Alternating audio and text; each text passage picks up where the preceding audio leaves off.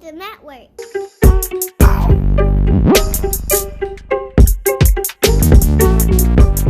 Oh, what's up, everybody? Once again, it's Brandman Sean, and I'm back with another link up. Today, I am linking up with ROCKO RATHON.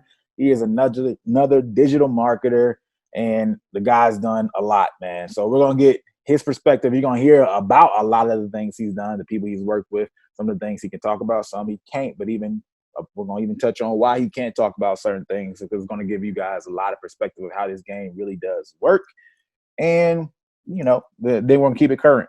Talk about some of the things going on with marketing today. So ROCKO, what's up, man? Appreciate you getting on. What's going on, bro? What's going on? It's been a long time coming, man. Thanks for having me.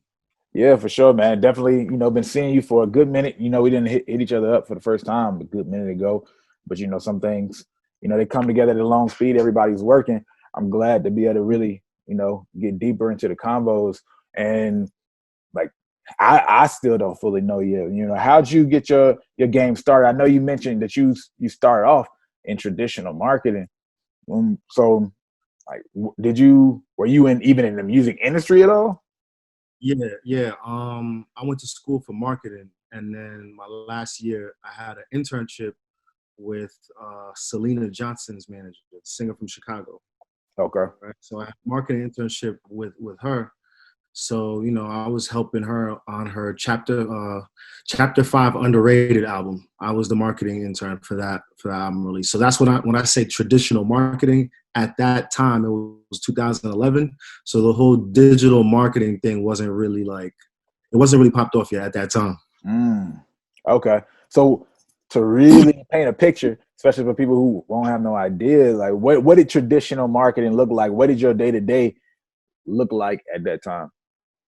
At that time, it was pretty much just helping to put together the rollout, but it's more so grassroots. It's more so like contacting media outlets, like, for TV, for radio, for magazines, and, helping to put together tours and pop-ups and events and interviews, things like that. You know what I mean? Yeah. Definitely, more institution, corporations like that.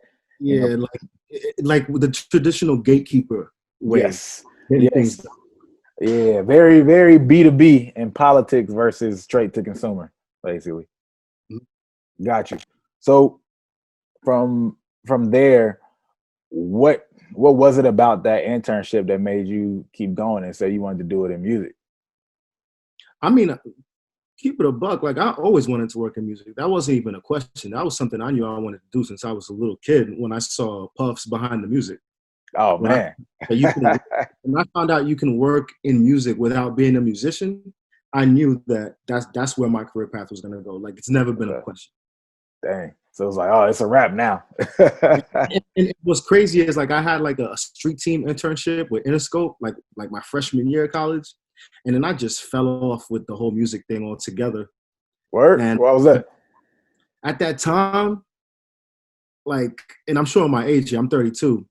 At that time, it was like Shop Boys, Party Like a Rock Star. Yeah. It was like So Crispy, Kia Shine. It was like very microwavable, disposable rap music out at the time. Mm-hmm. And I just wasn't feeling it. You know what I mean? And then, like, I got more involved with college, with partying and living the college life, and I just kind of just left it alone. And then that internship just, you let it go, it comes back to you. It just showed right back up. So I just followed with that. That's what's up.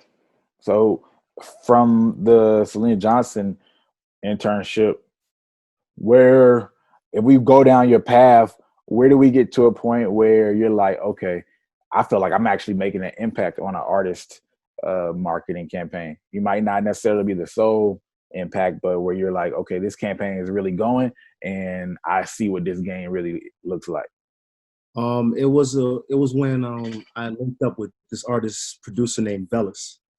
Some people may or may not be familiar with him. He actually just Grammy nominated again. He produced No Guidance, Chris Brown and Drake, right?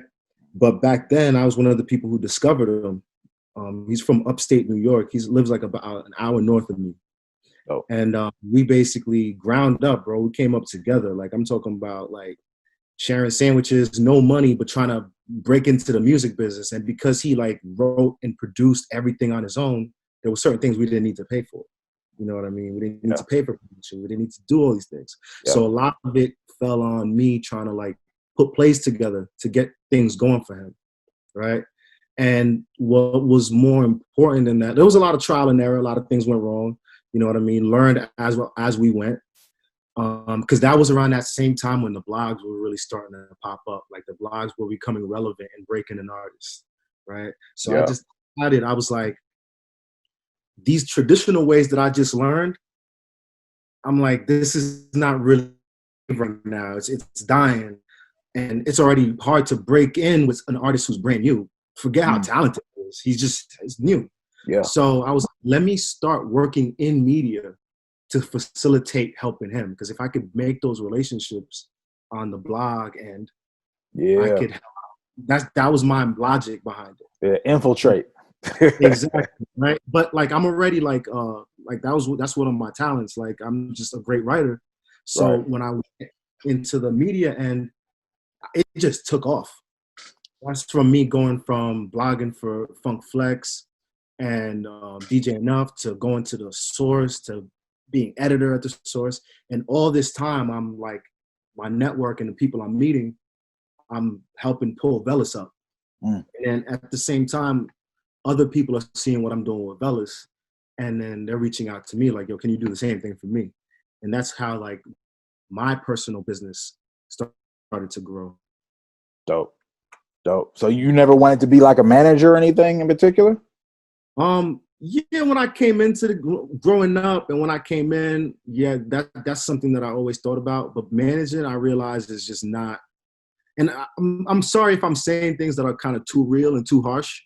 Nah, bro, that's how we need it. It's not true, but like I feel like management in this game is like it's one of the worst jobs you can have in the music business. A lot of people who are thirsty to be management, it's just kind of like you might be playing yourself. Why is that? Explain. Because a manager essentially has no security. You can be fired, you can be let go at any point. So if you come in the game with an artist that you're managing and you're putting together your resources, your time, your energy to help them get to point A to point B, like the way this game works, a lot of the people who are at the top of management, the reason why they're there is because once the new artist, fresh new artist shows up on the block, Mr. Big Time Manager that everybody knows is going to show up in his Porsche and like put his arm around your artist and be like, thanks for coming out. I'll take it from here. and you're gone, right? Yeah. And it's a hard job because it's just kind of like, it's kind of really just like adult babysitting for real. You know what I mean? And it's a thankless job. For sure. So it's a thankless job, it's a tough job, and there's no security. So why? So that's not a route that's not even something that happened to me. That's something that I've seen happen to so many people. And I'm just like, I would never do that. Yeah. Nah. I mean, I think that's a pretty fair analysis in a lot of ways in so many situations. It's definitely not. I mean, then you also have to, not only are you babysitting in many instances, not all artists, but a large majority, I mean, a lot of cases, you're also basically putting your life on this person. You know what I mean? So it's like you got to only encourage them, but if they are lazy or if they are whatever the issues are, that means that's money that's not going in you. So it just creates a whole weird dynamic. Of course, there's some great manager artist situations out there, but I definitely agree. It's definitely a tough job, and it's not for everybody, including me. Nah, I'm with you. So when you knew you weren't gonna be a manager, were you I mean, and that's why I asked, because you were working with Velas. So I was like, oh, okay, maybe you might say, hey, I'm gonna become a manager, especially if is he an artist? Like, was he trying to be front-end artist, or was he just trying to be back-end songwriter? He was signed to a production company that I was working with at the time, right? And so it wasn't a manager situation. It was just he was signed to a production company, and the goal at that time was to build him up to get to a label situation. You know what I mean? And then actually, we ended up meeting up with Vinyls. Vinyls is one of OVO's top producers. Okay. A lot of records that you've seen Velas have production on, co-production is with Vinyls, of course. So when we met Vinyls, we met a lot of people along the way. And this is from like going to events, going down to SOBs, to Santos, to Irving Plaza, to all these places, just going to events, just networking, meeting people like, yo. And, and I'm kind of veering off right now, but I'm just remembering this gem that I just learned in that journey is when you're trying to come up as an artist, stop trying to appeal to the people that are already on. Like if you're an artist or like, yo, you see this artist that came to perform here, you're trying to get backstage to link with him and his management. Don't do that. Like network and work with the people that are on your level, because y'all are the next generation. Y'all are gonna come up together. Mm-hmm. You know, work laterally. Like you guys can help each other. So that a lot of that was going on. There's artists that Velas did production for, right? And in exchange for like verses and connections, and there was a lot of bartering going on in those days. You know what I mean? But I kind of veered off the question, so I forgot. You said, was he signed, right? Well, yeah, I was asking what was the aspiration essentially? Was he looking to be a writer, producer type, or was he also somebody who wanted to be an artist, and be that guy? An artist. He's definitely looking to be an artist. But when you're coming up, you have to use everything at your disposal to try to get on. So if you're a producer, songwriter, and that's what's going to get you in the door, that's what's going to get you in the door. You know what I mean? And once you're in the door, it's up to you to maneuver from there. 100%. So for you then, I mean, you came in traditional marketing. You started doing this stuff as far as writing, building those relationships. Were you pretty much content with that bag and you just stayed running that, or did you ever say you wanted to do, or did you just kind of do that in the meantime while you were trying to figure something else? Because you low key kind of fell into that. You were trying to help Velas, and now this thing is popping off. Like, what was your mindset at that time? I'm just trying to get an idea of how you navigate through the game, because I think that, hearing how other people have navigated, it can help us move forward. You know what I mean? At that time, if I was comfortable with that bag, there was no bag at that time. Like for like the first few years, literally like no money, like $0, and like working nonstop but making no money. Right. And I didn't have I didn't have a day job at the time, because in my mind, this is how naive I was. I felt like I met an artist so talented that, we're going to make it soon. I don't need to go get a job. I had got laid off. I was working at this firm in one of the top firms, actually, like as an office assistant in Westchester. And I got laid off. And I'm like, I'm not even looking for a new job. We're going to be on by the end of the year straight. And then that didn't happen. And what a lot of people don't know is a lot of these bloggers and writers and people that work in media, they don't make much money, if they make any money at all, right? And that was a reality that I had to learn immediately. So when people were coming to me like, can you do for me what I see you doing for Velas? I kind of had to do that just to make money. You know what I mean? Got you. Okay. So let's stop right there. Like the writers and all them people, you said a lot of them don't make money. Why is that? Like, what's the situation really look like for most writers?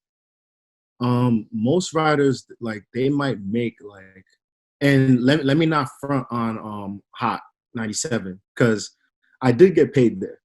Okay. Like, not right away, and it wasn't much. It was very little. It was very little, but it was something, because some places don't give you nothing, right? Got you. It's pretty it's shocking how many writers don't make any money at all. It's shocking. Like, if people knew, like, a lot of people, like, let's say you, and I heard Scotty Beam from Hot 97 say this. She was just like, yo, working at Target or Walmart be coming up to her like, "Oh, you work at Hot 97, da, da, da." And she's like, "Yo, you don't even know. Like, you make more money than me."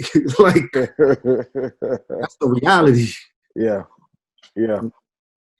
So what's the hustle that people look to navigate, right? If I'm gonna be a writer, what am I looking towards to make real money? Am I going? Because if I'm coming in the game that way, am I going to look to finesse it into starting Bruh, my own bruh, publication? Like, what am I finessing to? bruh, like, that's why a lot of these writers are angry. That's why. Straight up. Like, there is no grand plan, because it's like you work here, you're not making much money either place you're working, right?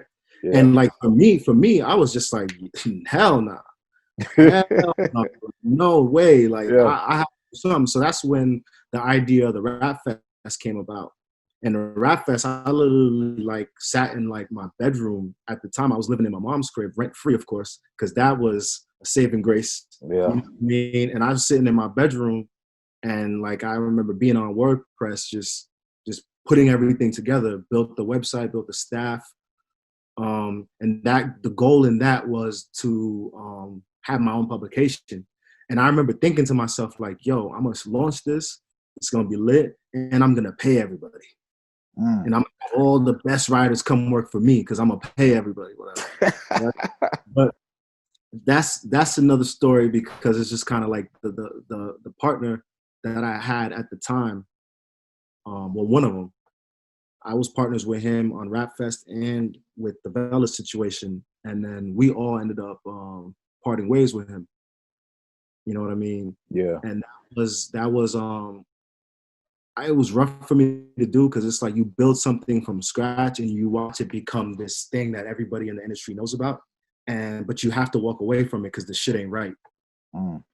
You know what I Yeah. mean? So it's like that's why I said in my life, like, I started over from scratch more than once. You know what I mean? So Yeah.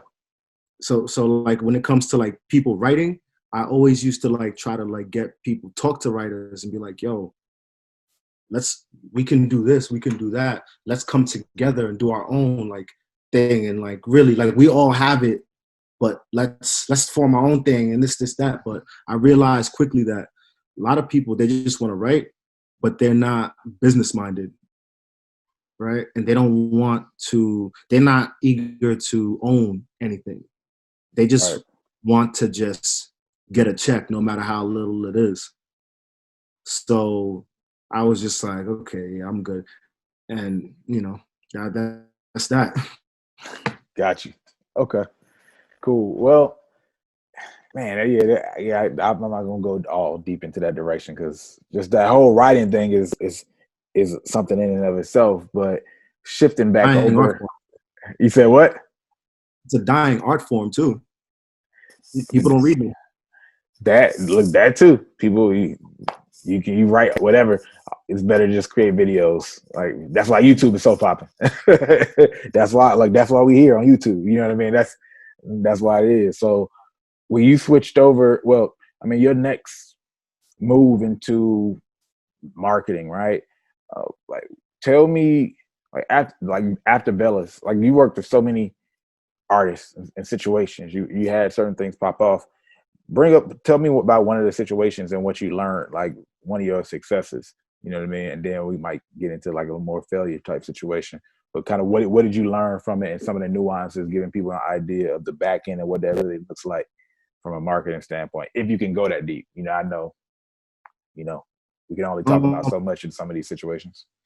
I guess the biggest success, I guess you can say, for me is Velas, because I was working with him from the very beginning, from like 2012 all the way up to like 2017, right? And we're Gotcha. still cool. We're still very cool. Yeah. And the thing with that is, I was working with him from when traditional marketing was still prevalent, all the Mm-hmm. way to digital marketing is like the number one. Mm. That's why. And Yeah. then like watching how media changed in terms of like, think about it like this. So in 2012, within a few months of working with him, we had his music video on at the time it was MTV Jams. It wasn't even BET Jams. Yeah. Dang. It was before the brand switch. Yeah, And that was like big back then. it was huge for us, but then we realized, like, you know, and this is a lesson learned for a lot of these artists that want to get their video up on TV. It's like, yo, that video was up there for a weekend, right? And it got played a handful of times, and then after that, it was over. So it was just kind of like you feel it in the moment, Yeah. but after that, it's just kind of like, what's next? And then Yeah. it became the learning experience. There was a lot of times artists come into the game thinking that they're gonna meet one person or they're gonna land on this one platform, and then the moment that they land on this platform, it's all gonna change after that, and they're lit. No, that's just a look. That's just part of what it's gonna help what you're trying to do, but Right. no one thing is going to be what takes you over the top. 100. You know what I mean? Yeah. Yeah. So yeah, you got to keep that junk going, man. You can And take pictures with people and all that kind of stuff, and then you leave, and then you know, oh man, that was a nice event and weekend, but yeah, your ass is still the same bed. and I saw how things changed, because I remember when because through my barber, Jared Oates, he's like a celebrity barber, but he's a kid I grew up with, right? Mm-hmm. He used to cut a French Montana's manager's hair. Okay. So I used to bring Velas to the shop, and then from that was the connection with French's manager at the time and us. So then French wanted to sign Velas. So then Velas gives him a batch of beats, and then one of those beats ends up in the hands of Kanye West, and that song is called All Day, right? Dope. And that was the first big placement, right? And then Huge. at that time, that's when I started like really learning like the cutthroat legalities of the music business at a high level, like in terms of like, you know, paperwork and things like that, and just seeing like, and it's just kind of like being new to all of this, Yeah. and kind of like having so many questions, but kind of not being able to ask questions because you don't want to like show your hand, you know what I mean? And then at the same time, when All Day did drop, like the moment Kanye performed that, bro, all these connections that I had made over the years, some of these people already knew I was working with Velas. Some of them were already aware of him, bro. I hit up everybody for press, and because All Day, everyone was talking about it so crazy at the time, and this is like shows you, and this is an example for a larger that I'm gonna make, but like because All Day was so hot and Velas was the co-producer of it, everybody picked up my phone, everybody answered my email. It was like that. Yeah. Like I got him on MTV News, I got him on this, I got him on that, I got him on this, I got him, and then that lesson, the lesson I want people to get from that is when you're trying to hire someone to represent you, or someone to do PR for you, or any type of marketing to help you get ahead, what you have to look at is not the big name people that they've worked with. You have to look like, because you could I remember I did I was the associate producer for a Nipsey Hussle documentary, right? Sent that email out to every publication responded, right? But just because I have these relationships doesn't mean that if you're MC Schmo from up the block that I'm gonna reach out to them and they're gonna fuck with you, right? So Talk like about it. So like when I'm like referring people to publicists, like my guy Quinnell Holder, Coach Q, I always mention his name. Even people like Sasha Pisterman, I mention her name as well. These are people, whenever people ask for publicists, I always recommend them because I know for a fact that I've watched them take an artist that nobody knows and work them and put them in the conversation. That's who you need to hire. Like for anything, PR, just a marketing specialist, a consultant, whatever. Someone who you can see a case study of when they've taken an artist that nobody knows and put them up here. Because like when you see these people that are already working with established artists, that's not really showing me nothing. Nope. You know what I mean? Like everybody, that doesn't tell me that you have the leverage to pull. That those clients, their name is your pull. Yep, 100%. You know, 100%. and the sad thing is, a lot of these people, they'll work for these big clients, but then these up and coming artists will see them, be like, "Oh yeah, let me hire you," and then they'll just take the money and just do nothing. Hey man, it happens every day. So sometimes I wonder why. It's like, man, you got so many big clients. Why you taking these dudes shit, man? But yeah, that's a huge point, man. Because especially the way the industry's set up, when we talk about even bigger artists, you can come in. Let's just say you go to college, do an internship at Atlantic, or just insert whatever label, work for those labels because you're at that label. You're gonna be doing something on said artist project, right? Some kind of big name artist project, and it might not even be big, whatever, but you did something to the point where you can kind of put them in your portfolio, but it doesn't really add up to, like you said, the pool to actually be able to move the needle, and that's a whole other story. It's a catch-22 also, because even for me, like I didn't put my website up until like I think last July or last June. I finally really put my website together and showed a lot of the work that I've done. Prior to that, all my clientele, all of it came through word of mouth and referrals. All of it, right? And I realized that a lot of people who didn't know me, who had maybe heard about me, like I'm talking about your local rapper or your local rapper manager talking to me like, well, I don't know who you are, so you got to prove yourself. Like, nah, right? but then you're basically trying to finesse. But then I also see the purpose of showing your portfolio and showing I did this, because then it kind of like makes people respect your resume. You know what I mean? Like talk to you. You hear me?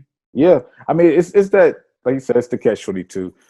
You executing, the people who need to know will know, and you have plenty of word of mouth business. And then it is that situation, especially when you're dealing with. I mean, sometimes honestly, it'd be somebody you don't even want to do work for. You like, me prove myself to you, like, bro, I'm straight. What you mean prove myself to you?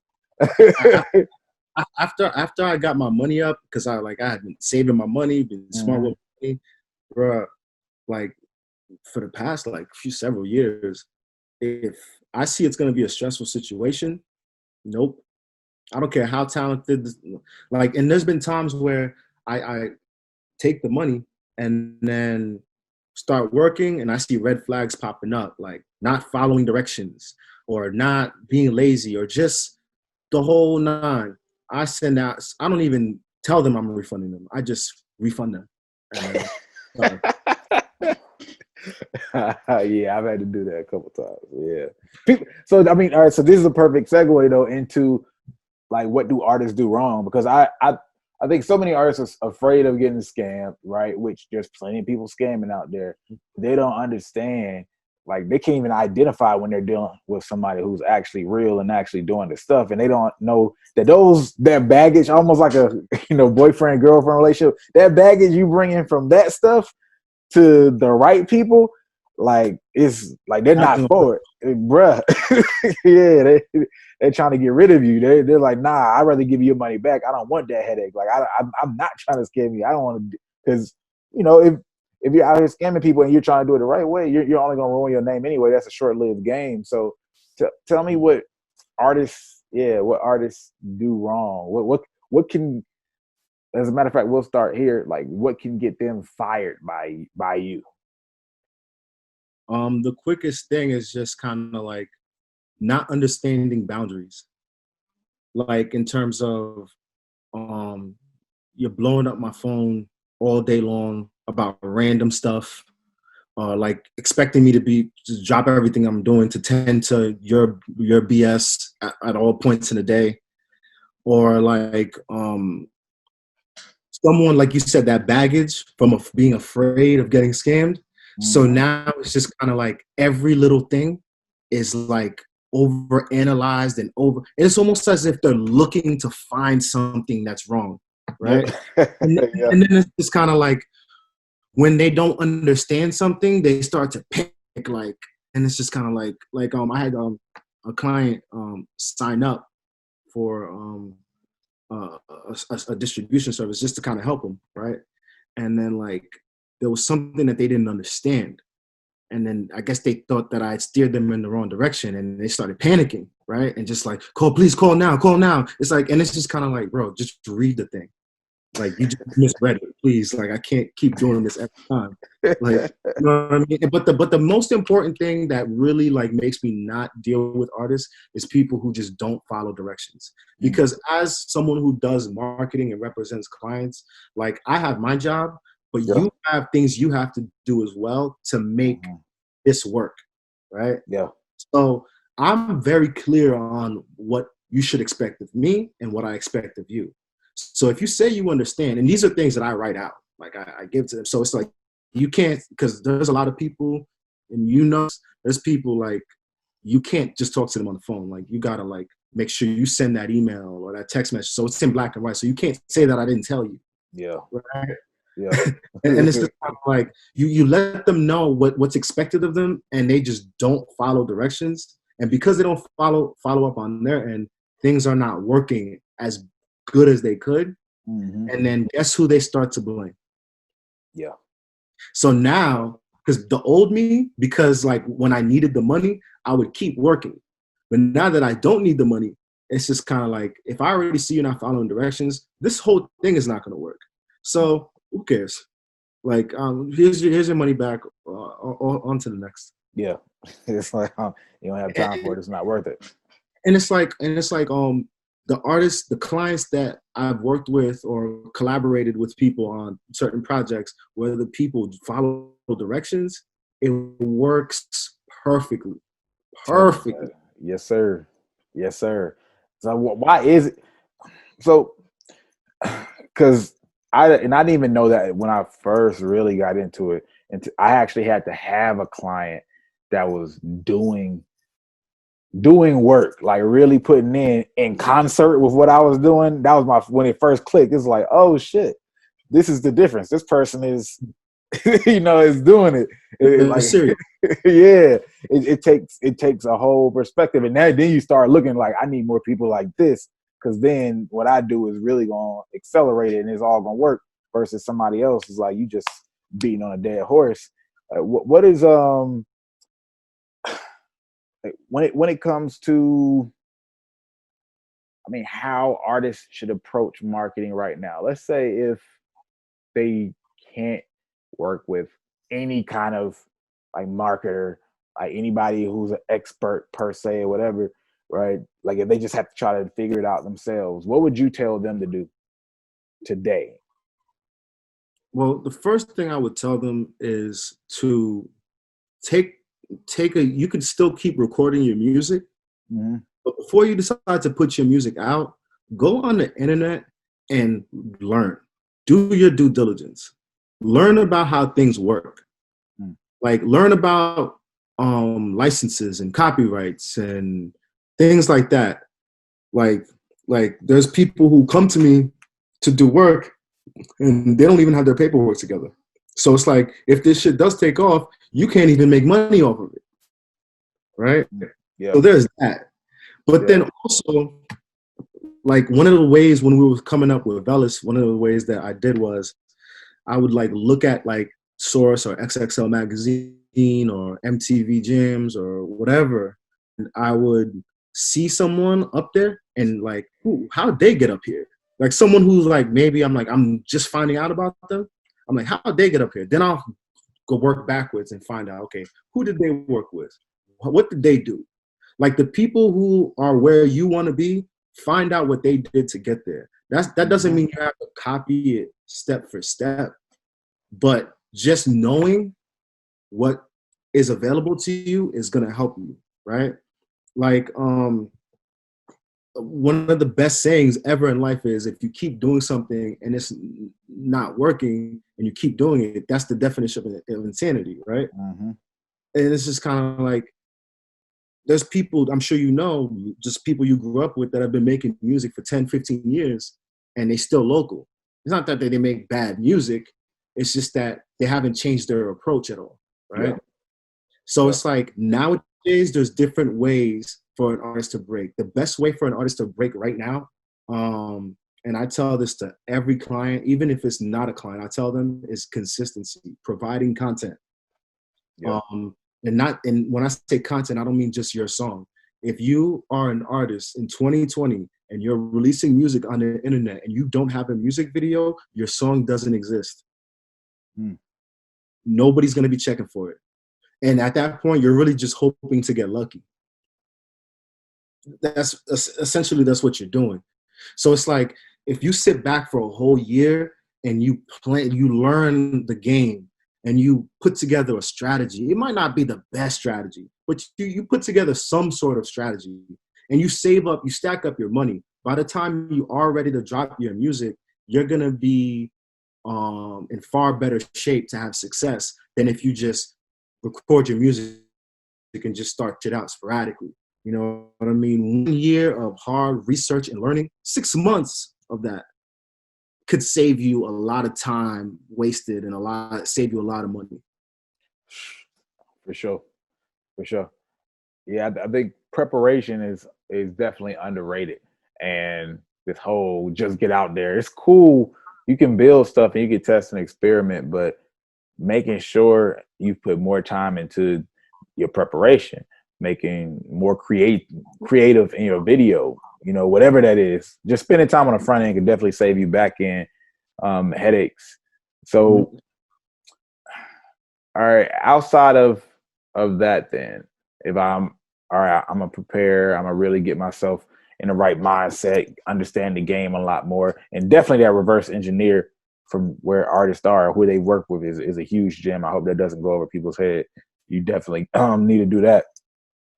What is what are some of the most interesting platforms popping right now to you in terms of marketing for artists? I think it's not necessarily the platforms, it's how you use it, Okay. right? So it's just kind of like people are talking about TikTok right now, right? And it's just kind of like going back to our point about just throwing shit out there sporadically. There's people who are popping off TikTok right now. Roddy Ricch is someone whose song just blew up off Super that platform. popping. Yep. Now, just because that happened for him doesn't mean that now you should just take whatever money you have and just start throwing it at influencers, just hoping that the same shit happens for you. Okay? That's not how that really works. Yep. Like you should, whether it's Instagram influencers, TikTok influencers, make sure that the people that you're reaching out to, their audience makes sense for your music. Right?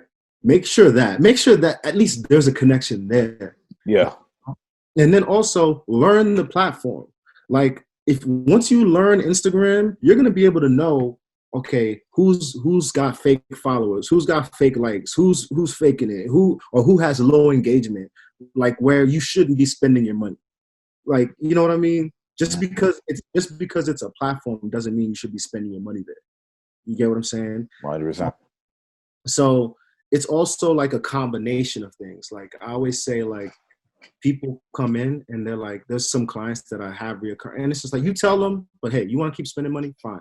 They come in and they're like, yeah, I want to put some Spotify on my shit, and then do some playlisting. Their numbers go up, and then a few months later they come back, yeah, I'm gonna put some little bit more Spotify on my shit, put it on a few more playlists.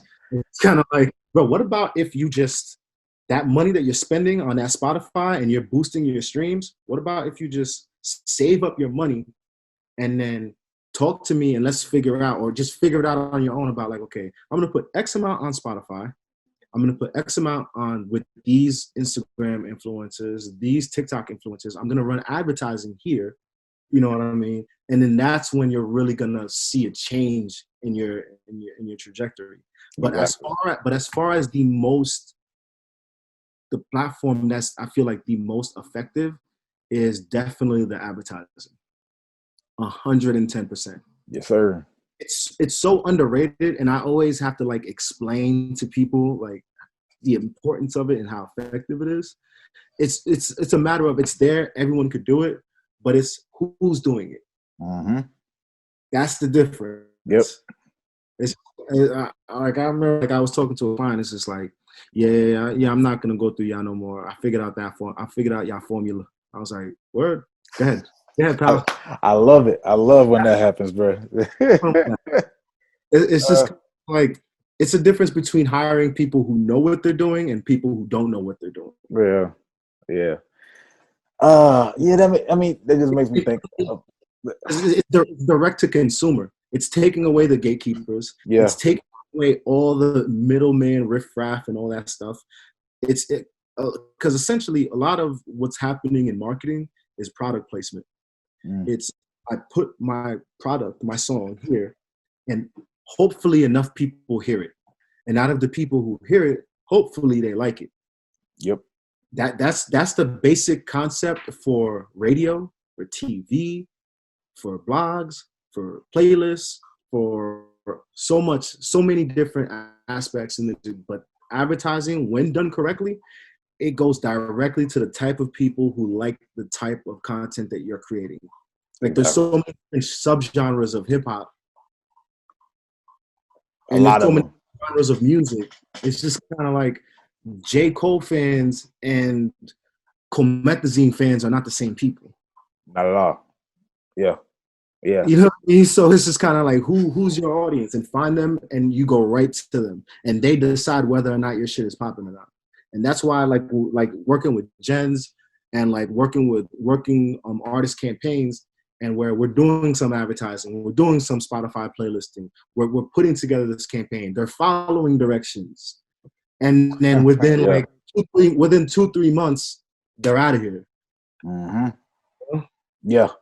It's definitely a huge difference. And it's always funny when artists think they have something figured out and they don't understand. Even if you say, hey, you do a Spotify campaign or you are doing advertising, it's like, yes, understanding that this is happening doesn't mean you know how to do it and execute it and understand the nuances. And it's always like, hey, best of luck to you. But yeah, it's funny how many artists do that. You can hear. I even had conversations with certain artists, and I can tell that they're trying to hear it to figure out how not to need me. It's like, it's cool. Go ahead and try. And then you see that the numbers don't go up anymore, and it just is what it is.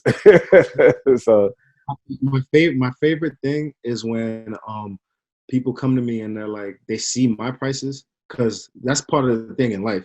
You got to realize your value and put a price tag on that shit. Like you can't give your shit away and that's another story for another day, because I've worked a lot of shit for free. Yeah. I got you. You know what I mean? And got nothing out of it on the of like, yo, when we on, it's gonna. Yeah. Thank God. 100%. But I'm like, it's just like when you when you're talking to these people and they're like, well, such and such could do it for this price for me, or this, that. And then, all right, go ahead, go to them. And then when they come back after they've been scammed or it didn't work, and it's like, yo, can you fuck with me on a discount? Because, I went with, it's like, that's not my problem, sir. Yeah. Yep. You don't wasted half your budget already. Yep. Oh, well. Yeah. Understanding how to analyze and figure out the right people is definitely should be a skill in and of itself. Well, if there's something that you can leave, I'll say artists. No. I say somebody who wants to be like you. If there's something you can leave people who want to do what you do, or even just be professional in the industry and succeed, like what's that gem that you would leave them with that you learned? I would say definitely bring value everywhere you go. And also, in this cutthroat business, never put yourself in a position where your future is in someone else's hands. Because if you have value, if things fall apart, like that, which has happened to me in the past, where I've had to basically start over or start from scratch, or lost out on certain situations, I would be out of the business. And I know a lot of people like that who things fell apart and then they just left the business altogether. But because I've expanded my skill set, I've learned different things. I'm constantly learning. I'm constantly trying to improve on the things that I already know, and trying to find the next wave, or trying to find, like, you know what I mean? Always adding value. Like the true measure of someone, I always say, is if they leave a situation and the situation falls apart, that's when you know. Yep. Yep. Yep. You get what I'm saying? All day. All day. Well, hey man, that's dope. And that last part is something that people can definitely pay attention to. Watch who moves situations, and there's constantly success wherever they are. You'll start to find out it's not necessarily always the people who are saying it's them, or it's not always the people that are taking the pictures that are, like, at every event or whatever. Yep. These are people who are branding themselves very well. Yes, but that doesn't mean they can do the work for you. 100%. 100%. So with that, man, hey, again, is ROCKO RATHON. You can follow him on IG at RoundFace ROCKO. Anywhere else you want them to follow you or check you out? RoundFace ROCKO on IG, Twitter, and my website, ROCKORATHON.com.